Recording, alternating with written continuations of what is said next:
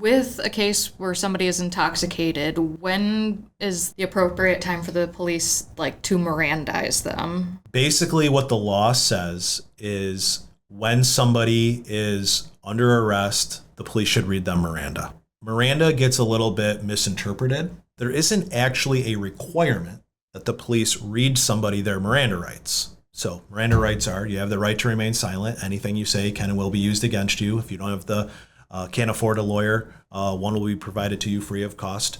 You're allowed to have a lawyer before speaking with me or consult with one before speaking with me.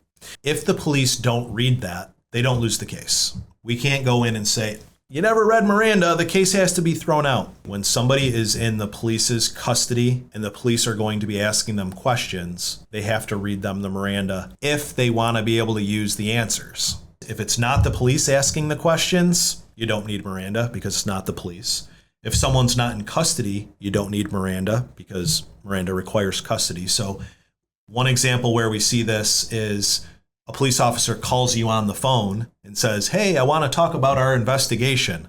You're clearly not in custody. You're at your house and they're at the station. And the other thing it doesn't cover, it only covers interrogation or questions. So even if the police don't read Miranda and they put you in the cop car and they're driving you back to the station and you just start talking, it's not covered because they're not asking you anything. You're making spontaneous statements. So let me backtrack a little bit, though, because it is confusing. Custody, generally speaking, is supposed to be when somebody, a objective person, wouldn't feel free to leave. It's very tough to understand this because if the cop pulls you over and you're stuck at the roadside and they're doing their investigation, you feel like you're in custody. You don't feel like you're free to leave. You're probably not free to leave. But the law has kind of gone through this issue over the years and decided that if the police are temporarily doing their investigation, the investigation portion does not count as custody. It's weird because you don't feel free to leave, but they're calling it investigation and not custody. So to answer your question in a much shorter way than I just did, when the police pull you over and come up to the window, they don't have to read you Miranda. They can talk to you. License and registration, where are you coming from? They have a little leeway. Then you say, I'm coming from a bar. They can say, how much did you have to drink? They can ask you out to do field sobriety tests and ask you, did you really only have 2 or did you have more than that? They're given some leeway during their investigation because they're saying they haven't decided whether they're arresting or not. And there's kind of a magic moment, and that moment, I guess, is arguable. But there's a magic moment where they kind of decide they're going to arrest you, or it's clear because they say you're under arrest and they handcuff you. So what an officer should do is they usually pull out of their pocket, they got a Miranda card, and on the one side it's a Miranda warning, and on the other side it's a DWI refusal warning. And they'll say, will you submit to a chemical test to determine the alcohol content of your blood? Refusal to submit to the test may result in the immediate suspension or revocation of your license, regardless of if you're found guilty or not. Will you submit to a chemical test? And then they get the person to say whether they'll do the breathalyzer. They flip it over and they say, now I'm going to read you your Miranda warnings. You have the right to remain silent. Anything you say can and will be used against you. So they use it right off the card because they don't want the defense attorneys to be able to say, well, you didn't read it right, or you forgot part of it, or you butchered the reading of it. They want to be able to say, I pulled out my card and I read it word for word. Right. And then the DA can say, do you have your card? Can you pass it to me? And they can try to put it in as evidence and say, this is what I read right here. Just blur out the credit card. Okay, thank you. It's got my numbers on it. Yeah. But anyway, okay, so they give you the card, they put it back. And Right. So what a police officer should do is as soon as they are arresting somebody, read them the Miranda rights. Okay. If they don't, they're risking getting a confession or admission and not being able to use it. So my client's under arrest. They don't read them Miranda. They drive them up to the station and somebody there says, how much did you really have to drink? If my client says 10, all right, I had 10. If they hadn't Mirandized them, I'm going to be able to go in there and get that statement thrown out. Gotcha. If they read the Miranda and my client makes that statement, they're probably going to be able to use it. What about the part of the investigation part? They do make the arrest. Let's say they don't do Miranda. Does the investigation part where you might have said something to tip them off gonna also be thrown out? And then that They stays usually will regardless? be able to use any of the information that they gathered during their investigation part. Gotcha. We would try to find a way to argue that that wasn't an investigation part, that it was custody.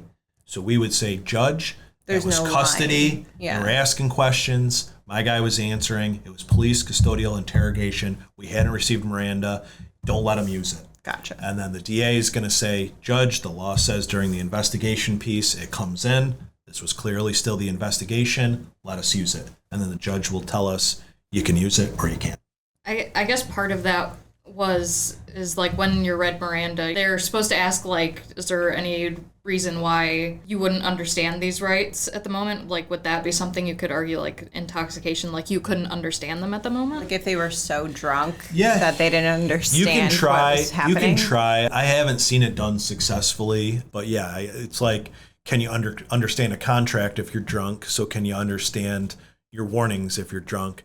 I haven't seen or heard of somebody successfully saying, don't count those Miranda warnings. They were too drunk to understand it. I think the police just when they make an arrest, they want to read it right off the bat, follow their protocol. And if there's an issue, then they say, hey, there's an issue, but I followed the protocol to the best of my ability. I arrest somebody, I read it to them. If they want to be thorough, they can read it more than one time. Usually they only have to do that if there's a big gap in time. So if you read somebody Miranda and then you want to talk to them 10 minutes later, you don't have to read it to them every single time. You can step out of the room and come back and not read it again. But if they wanted to be extra thorough, they could, when they arrest you, read your Miranda, take you up to the station, read it to you again. At a hearing later, they could say, I read it to him 2 times.